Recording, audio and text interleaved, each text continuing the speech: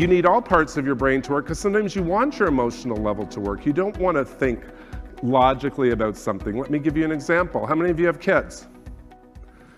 So a lot of you. How many have been kids? So you all have been kids. So you know. So if you were a kid, if you don't have kids, picture yourself as a kid playing in the middle of the street.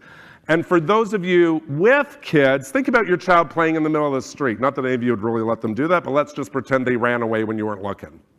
Even though I know you're always looking, but let's just pretend you had too much coffee or a glass of wine or something. Your kid's playing in the street. A car is coming.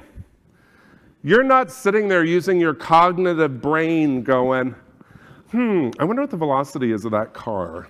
My kid's there, it looks about 50 feet, it's going about 40 kilometers an hour, I think it's, what are you doing? You're not doing that, you're going, I'm gonna go grab my kid and get him out of the way, bam. So you're still thinking logically, but it's not based on thinking.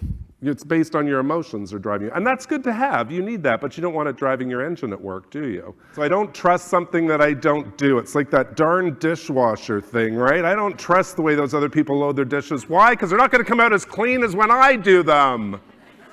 Right? You know it. You need to practice that tonight, you know that.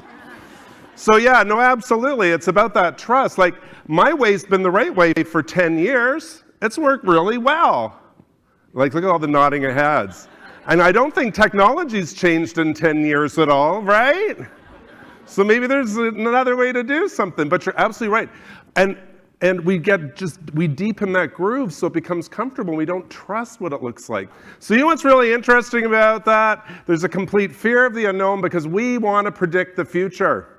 That's why we go to astrologers and we read our astrology every day in the newspaper and we go to tarot cards. It's also the reason we have change management plans. It's also the reason we have project plans. It's also the reason you do strategic plans and financial plans for your clients.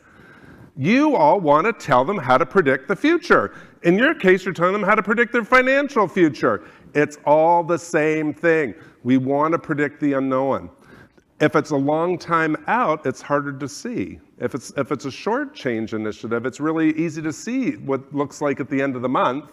But if you're on a 3-year plan or a 3-year technology innovation and changing the way you do things, you might only see the first 6 months. You might not see the end result, but we want to predict the future. So definitely that fear of the unknown.